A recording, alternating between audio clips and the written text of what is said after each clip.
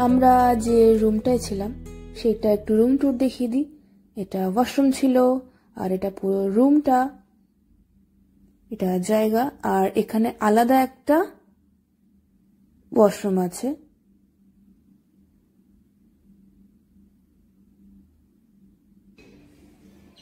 তো আমরা ব্রেকফাস্ট করতে চলে এসেছি। প্রথমে ছিল ব্রাউন ব্রেড, হোয়াইট ব্রেড, তার সাথে কোয়াসো, নানা রকম bread, muffin, chocolate muffin, cucumber, নানা রকম ফল, নানা রকম চিজ, হ্যাম, সালামি, এদিকে ছিল ফিশ, এটা বয়েলড এগ, আর এদিকে কিছু বিনস, পর্ক সসেজেস ছিল যেগুলো আমরা খাইনি, আর এদিকে আছে কিছু মাল্টি সিরিয়াল, এখানে কফি, এখানে প্যানকেক, জ্যাম, নিউটেলা, এদিকে ছিল আনারসের জুস। এটা ছিল রেস্টুরেন্টটা, আর এটা ছিল আমি প্লেটটা ধরে নিয়ে এসেছি। পুরো ভরপেট ছিল, বেশ হিউজ, আর এই যে ব্রেকফাস্টের টাকাটাও ইনক্লুডেড। এই হলো আইসল্যান্ডের প্রকৃতি। সবসময় মেঘ, বৃষ্টি, হাওয়া চলতেই থাকছে। কখনো কখনো হয়তো একটু সূর্যের দেখা পাওয়া যায়। বাই দ্য ওয়ে, এখানে কিন্তু এখন মিডনাইট সান, মানে রাত 12টা পর্যন্ত সূর্যের আলো থাকে।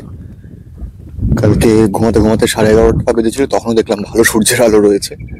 আবার 12টা নাগাদ সানসেট হয়, আবার 2টা নাগাদ সানরাইজ হয়ে যায়। এই হোটেলটায় আমরা আজকে চেক আউট করবো। কাল রাতে থেকেছি এখানে। ক্লজ ট্যুর এই টাউনটার নাম, আর হোটেল হচ্ছে অ্যাডভেঞ্চার হোটেল। দারুণ ছিল প্যাকেজ, খুব সুন্দর ফেসিলিটিস, আর ব্রেকফাস্টও ইনক্লুডেড ছিল। তো স্টেটা খুব সুন্দর ছিল, খুব ভালো ছিল।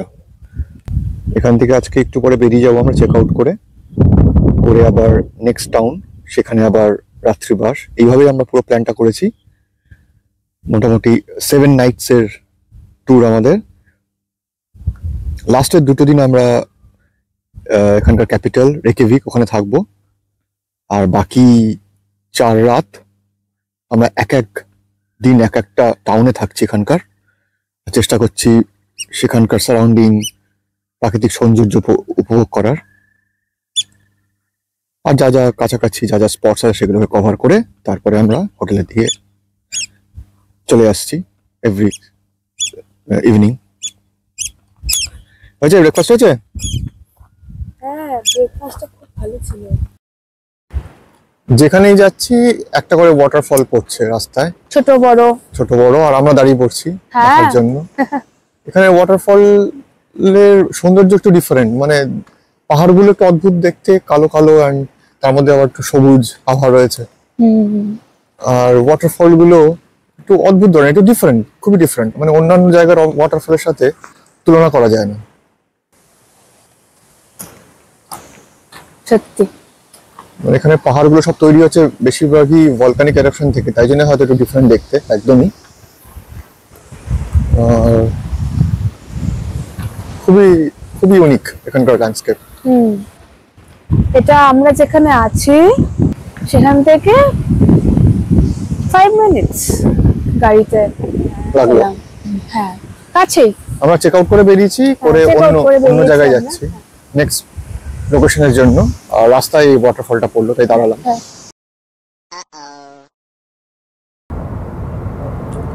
আচ্ছা, খুব সুন্দর লাগছে রাস্তাগুলো, একটু রোদ আছে হালকা।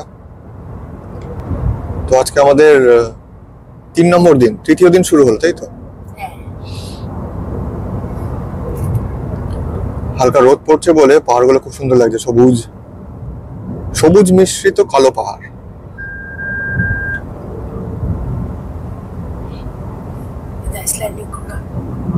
আইসল্যান্ডিক ঘোড়া বিখ্যাত, হ্যাঁ সত্যি বিউটিফুল।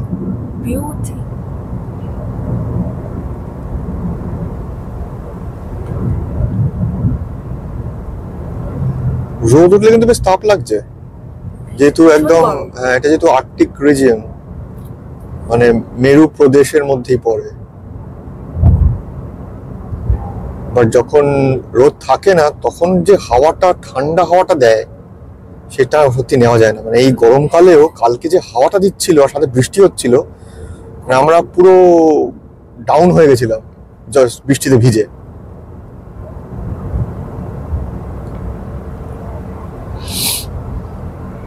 এসে হিটার চালিয়ে, জুতো শুকিয়ে, জ্যাকেট শুকিয়ে, তারপর ডিনার করে তারপর মনে হলো একটু ঠিক লাগছে। প্রচন্ড অসুস্থ লাগছিল কিরকম একটা। রাস্তাটা কি হ্যাঁ সত্যি রাস্তাগুলো খুব সুন্দর। এই এই এটা অ্যাকচুয়ালি পুরো আইসল্যান্ডে একটা রিং রোড আছে, পুরো আইসল্যান্ডটাকে গোল করে রিং রোডটা ঘুরছে। এটাই রিং রোড। আমরা মোস্টলি এবার সাউথের পার্টটা কভার করছি। নর্থের পার্টটা শুনেছি আরো এক্সট্রিম, আরো রাস্তা অনেক খারাপ, অনেক এক্সট্রিম রোড কন্ডিশন। তো এবার আমরা সাউথের পার্টগুলোই কভার করছি, যেটা মানে বেশিরভাগ টুরিস্ট স্পটগুলো সাউথেই রয়েছে, কিন্তু যারা একটু এক্সট্রিম জায়গাগুলো এক্সপ্লোর করতে যান তারা নর্থে যান। বাট এবার নর্থে আমাদের পসিবল নয়, অনেক সময়ও লাগে এবং ধৈর্য লাগে।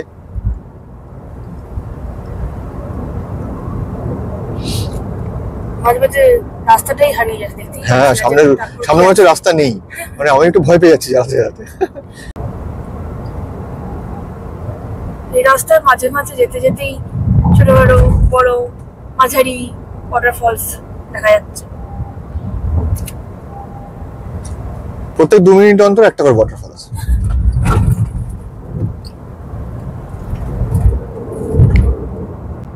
এই দুদিকে দেখা যাচ্ছে এগুলো মস বলে, মানে কাইন্ড অফ অ্যালগি, যেগুলো এখানকার ভলকানিক পাথরের উপর বা যে লাভাগুলো জমে জমে যে পাথর তৈরি হয় তার উপর এই অ্যালগিগুলো জন্মায়।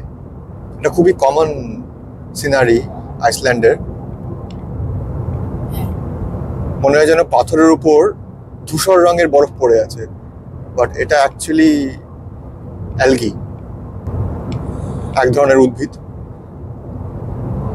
আর এগুলো এই আইসল্যান্ডের এই ভলকানিক স্টোন বা মোল্টেন লাভা থেকে যে স্টোনগুলো তৈরি হয়েছে তার উপরে এগুলো জন্মায়। আর পুরো আইসল্যান্ড জুড়ে এটা দেখতে পাওয়া যায় এই জিনিসটা। সামনে দেখা যাচ্ছে গ্লেসিয়ার মাউন্টেন গুলো, কালো কালো পাহাড়ের মধ্যেখানে সাদা বরফ, ওগুলোই অ্যাকচুয়ালি গ্লেসিয়ার। ওই সামনে ওখানেই যাচ্ছি আমরা, একটা ভিউ পয়েন্টে যেখান থেকে পাহাড়গুলো আরো কাছ থেকে দেখা যাবে, আর একটু গ্লেসিয়ারও আমরা দেখতে পাবো আশা করি।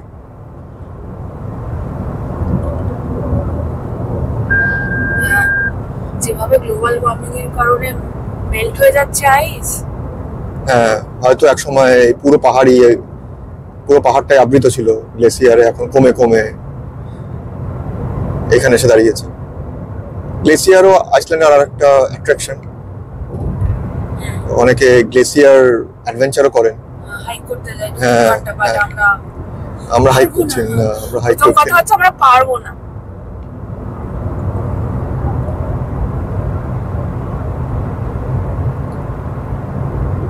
সুন্দর লাগছে, যত কাছে যাচ্ছে এটা ভিজিবল বেশি হচ্ছে and it's looking good. White and blue eyes লাগছে। এগিয়ে যাচ্ছি গ্লেসিয়ারের দিকে। ওই যে গাড়ি দাঁড় করানো ওইখানে। ও এটা ক্যাম্পার বানিয়েছে, নীল বরফ দেখা যাচ্ছে। নীল বরফ দেখা যাচ্ছে। গ্লেসিয়ার নীল হয় বরফ, মানে জমে জমে। তো আমরা রোড বলে সেরকম কিছু নেই, এই কাছে যাওয়া যায় যতটুকু হবে। এটা লেস ক্রাউডেড। উফ কি লাগছে, দারুণ লাগছে।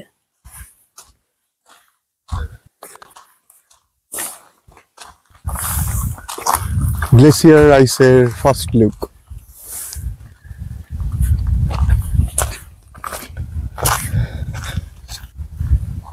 সামনে মাউন্টেনও আছে।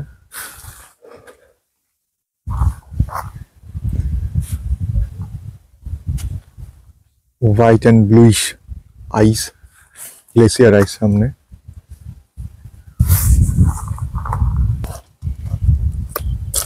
গ্লেসিয়ার ওয়াক করা যায় না। হ্যাঁ, সব জায়গায় হয়। You can walk. ভাতনাজকুলের একটা জাস্ট একটা পার্ট আই থিঙ্ক। ভাতনাজকুল তো পুরোটাকে বলে। এই যে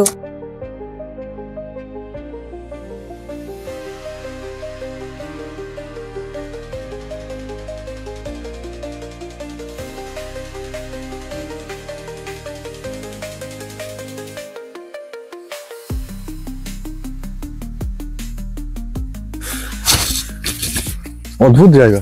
এটা কি? হ্যাঁ হোয়াট ইজ দিস? সত্যি মানে এরকম জিনিস তো কখনো দেখিনি। না।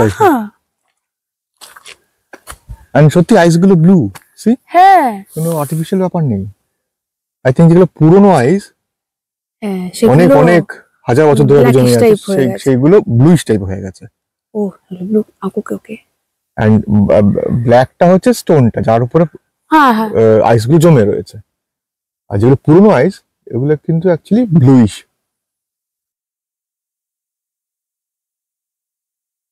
অদ্ভুত একটা ল্যান্ডস্কেপ, মাই গুডনেস। কি অদ্ভুত। গ্লেসিয়ারের আইস ভেসে ভেসে এসছে, এই যে ওখান থেকে মধু তুলেছে হাতে।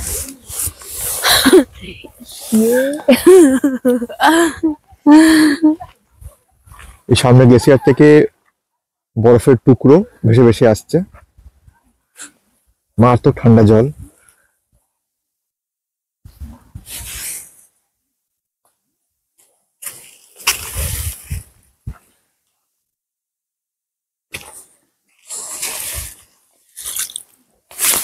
অদ্ভুত একটা এক্সপিরিয়েন্স। এই যে বরফগুলো ভেসে ভেসে আসছে, ঠান্ডা জল না? হ্যাঁ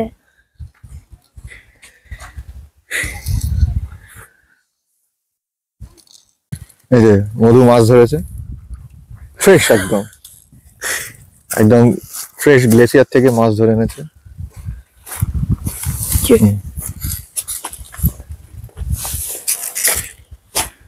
কি ওর বাড়ি নিয়ে যাবি?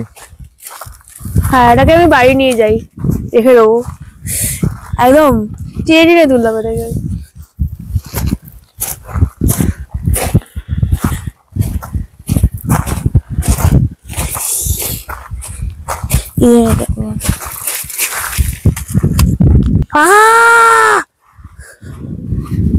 ঠান্ডা। আর একটা গ্লেসিয়ার দেখতে চলে এসেছি আমরা, এটা তো আরো বড়। এখানে আমরা লাঞ্চও করবো, একটা রেস্টুরেন্ট আছে, ইচ্ছা আছে। আমরা এখানে প্রচুর টুরিস্ট দেখছি, তো লাঞ্চের কি স্কোপ পাবো আমি জানি না। বাট আগে ফার্স্টে পার্কিং করি, সাথে বিউটিফুল ভিউ দেখি, এন্ড তারপরে আমরা লাঞ্চও করবো। ইয়েস।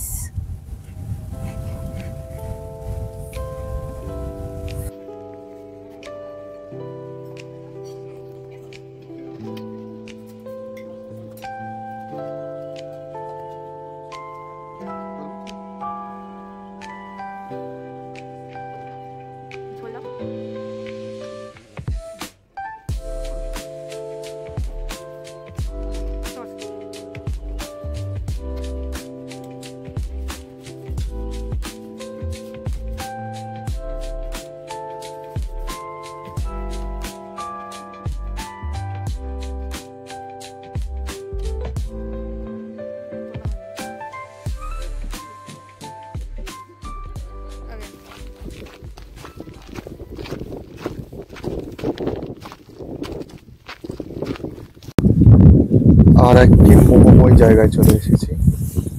এটাও একটি গ্লেসিয়ার। অ্যাকচুয়ালি আইসল্যান্ডের যে মেইন গ্লেসিয়ার রিজনটা, তারই ডিফারেন্ট ডিফারেন্ট সাইডে আমরা ভিজিট করছি। এটা মেইন সাইডটা যেটা খুব ফেমাস, আর এখানে প্রচুর গ্লেসিয়ার রিলেটেড অ্যাক্টিভিটিস হয়, এই বোটে করে নিয়ে যাওয়া হয়।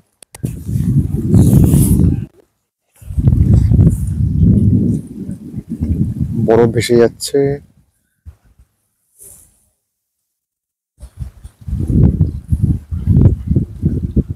হোয়াইট অ্যান্ড ব্লুইশ গ্লেসিয়ারের আইস, প্রচন্ড ঠান্ডা জল, যত দেখা যাচ্ছে গ্লেসিয়ার। একজন গাইড বলছিলেন এগুলো সব গ্লেসিয়ারে ঢাকা ছিল, এই পুরো জায়গাটা এখন গ্লেসিয়ার কমে কমে এই দূরে গিয়ে দাঁড়িয়েছে, আর অদূর ভবিষ্যতে আরো কমবে সেটা। এই এত সুন্দর একটা জায়গায় দাঁড়িয়ে এইটা ভেবে একটু খারাপ লাগছে। গ্লোবাল ওয়ার্মিং এ আইস কমতে কমতে কোথায় গিয়ে ঠেকেছে।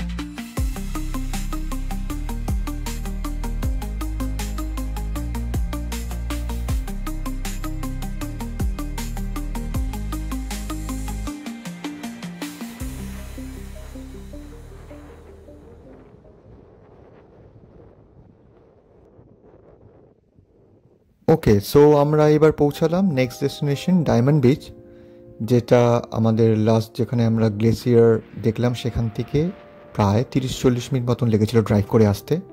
এখানে আমরা আমাদের গাড়িটা পার্ক করলাম। এখন আমরা এই বিচটা একটু ঘুরে দেখব।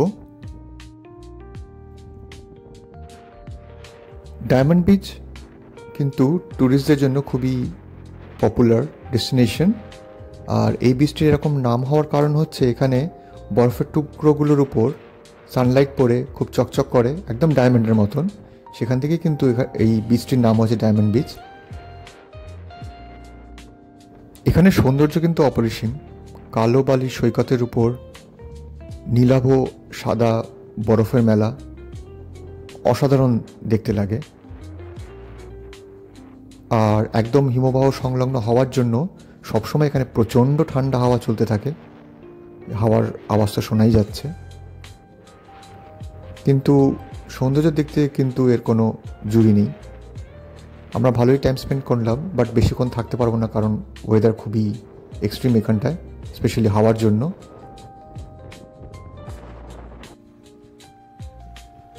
তবুও এই সবই দেখতে দেখতে একটা কথাই মনে পড়ে, এই বরফ কিন্তু আস্তে আস্তে সবই গলে যাবে একদিন।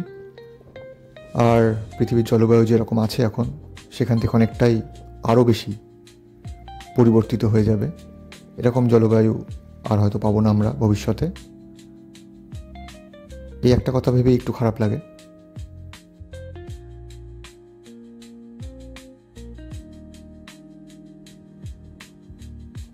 গ্লেসিয়ার লাগুন, এটা হচ্ছে এই ডায়মন্ড বিচ সংলগ্ন লেক, যেখানে হিমবাহের জল গলে গলে এই লেকটি তৈরি হয়েছে। প্রচুর পাখির আনাগোনা এই লেকটিতে। আর আমরা দেখতে পাচ্ছি হিমবাহ থেকে বরফ গলে গলে এই লেকেই আসছে ভেসে। খুবই সুন্দর দেখতে। আমাদের হোটেল আসছে দূরে, একদম মিডল অফ নো ওয়ে, একদম খালি একটা জায়গার মধ্যে হোটেলটা। হোম স্টে টাইপের, অ্যাকচুয়ালি হোটেল না। এই যে হলুদ কালারটা, হলুদ, হ্যাঁ দূরে, এই যে আমি ফোকাস করছি। হ্যালো, তো ছাগল দেখতে গিয়ে আমি হোটেল মিস করে ফেলেছি, আবার ঘুরে আসতে হলো। আমি ছাগল দেখতে গিয়ে ইউ টার্ন করে ফেলেছি। ছাগল আমরা লাস্টে পেয়েছি।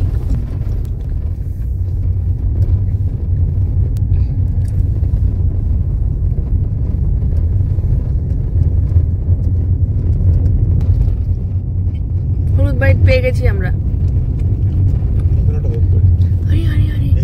দাঁড়িয়ে যাও, এখানে আমি যাবো। এই বাড়িটা ছবিটাকে ম্যাচ করছে, ছবির সাথে ম্যাচ করছে।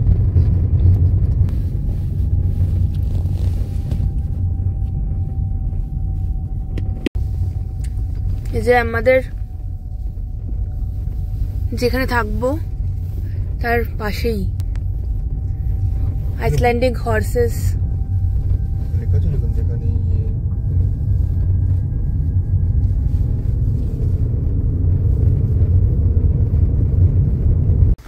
আমাদের আজকে স্টে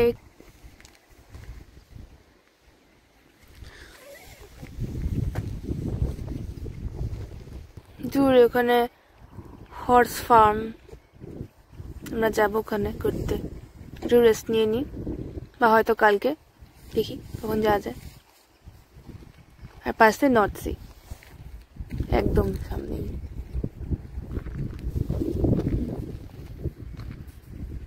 চলো দেখি আমাদের রুম কিরকম। চলো চলো রুম কিরকম দেখি, আমাদের সুটকেস কি পরে নেবো। হ্যাঁ, আগে তো এন্টার করে নি, দেখি।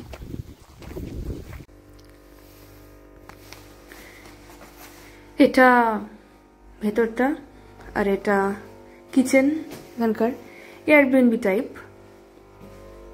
সবকিছু আছে, মাইক্রোওয়েভ, ফ্রিজ, বাসনপত্র, প্লেটস, বাহ অনেক কিছুই তো আছে, ইন্ডাকশন, ডিশওয়াশার, সবই আছে, বেশ অ্যারেঞ্জড। কফির জিনিসপত্র আছে, কফি করার। এখানে সিটিং এরিয়া, জুতো রাখার জায়গা, এখান দিয়ে আই থিঙ্ক উপরে যাওয়া যায়, বাট আমাদের রুম এখানে। এখানে 4টে রুম আছে, এই যে ডুমলি, কেপুর, এটা সোয়েপুর, আর এটা আমাদের রুম। বেশ ভালো।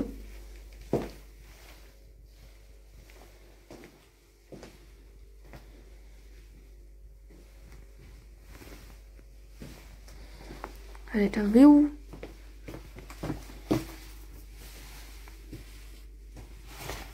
আর এটা ওয়াশরুম।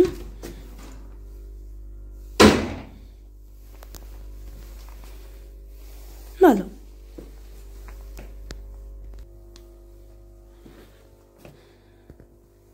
ওয়াইফাই পাসওয়ার্ড দিয়েছে এখানে। আপাতত এই রুমগুলোয় কেউ নেই, নাহলে দেখতাম পার্কিংয়ে গাড়ি থাকতো, বাট কেউ নেই। তো আমরা আপাতত আমরাই আছি। তো পরে দেখা হচ্ছে, আমরা একটু খাওয়া দাওয়া করি, কফি টফি খাই।